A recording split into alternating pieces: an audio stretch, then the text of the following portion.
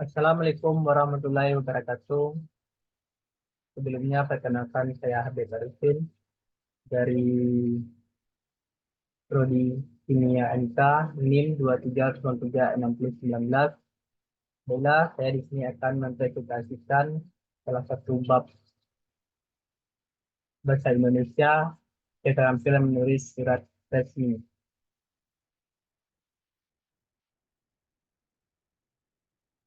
Untuk daftar isi dari bab ini ada 8 buah. Yang pertama hakikat surat, yang kedua fungsi surat, yang ketiga persyaratan surat, yang keempat jenis surat, yang kelima langkah-langkah penyusunan surat, yang keenam bentuk atau format surat, yang ketujuh bagian surat resmi, yang kedelapan adalah bahasa yang digunakan.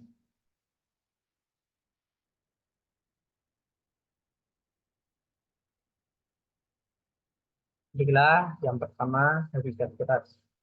Surat pada hakikatnya adalah suatu bentuk komunikasi tulis antara seseorang dan orang lain, antara seseorang dan instansi atau lembaga atau organisasi, atau antara satu instansi dengan organisasi lainnya.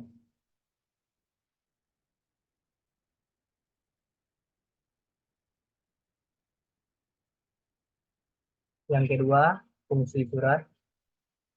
Fungsi surat menurut Semi ada 5 buah. Yang pertama, surat sebagai pengantar diri atau sebagai duta organisasi atau jawatan. Yang kedua, surat sebagai bukti tertulis yang dapat digunakan sebagai pegangan. Yang ketiga, surat sebagai pedoman kerja. Yang keempat, surat sebagai sumber data, alat pengingat atau berpikir. Yang kelima, surat sebagai bukti sejarah.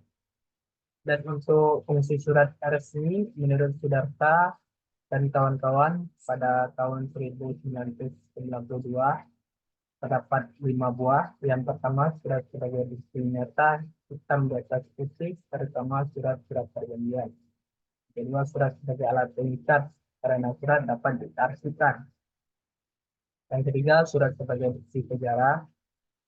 Yang keempat, surat sebagai pedoman kerja. Dan yang kelima, surat sebagai duta atau wakil penulis untuk berhadapan dengan pembacaan. Selanjutnya, untuk persyaratan surat. Surat yang baik harus memenuhi persyaratan tertentu.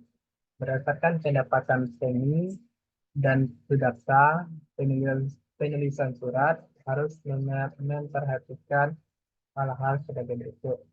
Yang pertama, surat harus memiliki maksud yang jelas. Yang kedua, surat harus menggunakan bahasa yang tegas. Yang ketiga, surat harus disusun dengan singkat. Yang keempat, surat harus membuat informasi yang lengkap dan tepat. Selanjutnya, surat harus menggunakan komunikasi yang sopan dan simpatik. Dan terakhir, surat harus mempunyai format yang wajar dan menarik. Yang keempat, jenis-jenis surat.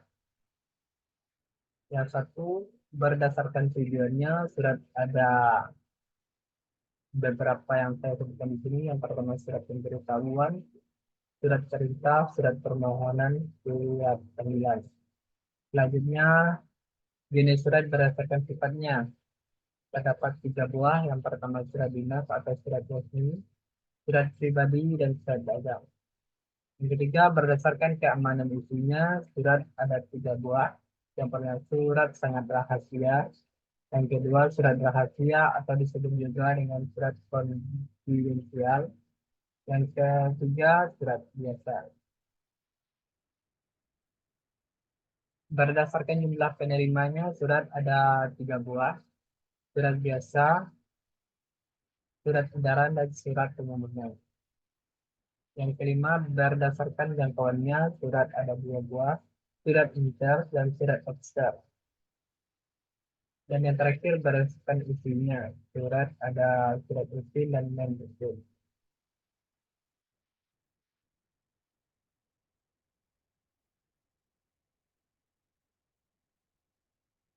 Selanjutnya adalah langkah-langkah penyusunan surat. Untuk menyusun surat sendiri terdapat beberapa langkah yang harus kita lakukan. Yang pertama, persiapan dan perencanaan yang baik. Yang kedua, penetapan dan penguasaan masalah. Yang ketiga, penyusunan pokok masalah dan penguraian. Yang keempat, penetapan bahan dan penyusunan data-data surat. Yang kelima, penetapan pihak yang hendak kita tuju. Yang keenam, pemahaman dan penyusunan posisi tulis surat. Yang terakhir, penggunaan kelengkapan fasilitas surat itu sendiri. Baiklah, untuk yang keenam adalah bentuk dan format surat. Bentuk dan format surat terdapat 6 buah bentuk dan formatnya. Yang pertama, bentuk surat penuh atau full body style. Yang kedua, bentuk lurus atau block style. Yang ketiga, bentuk setengah lurus atau semi block style. Yang keempat, bentuk textbook atau event text style. Dan terakhir, bentuk resmi Indonesia.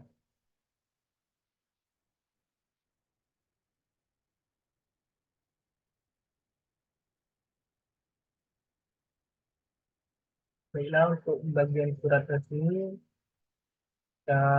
yang pertama adalah kepala suratnya sendiri, tanggal surat, nomor, tampilan, halaman, dan perihal, alamat surat atau alamat dalam surat, salam pembuka, isi surat, salam penutup, pengirim surat. Di sini adalah nama dan tanda tangannya, tembusan dan inisial atau kode singkatannya.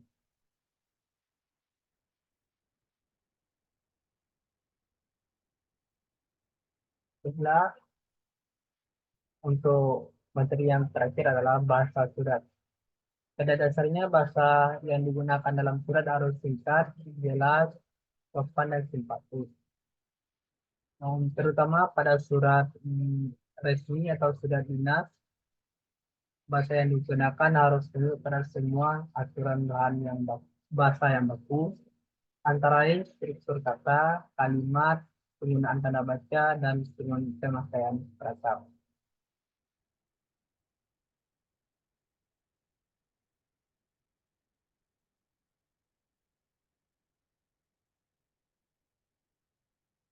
Ialah presentasi saya mengenai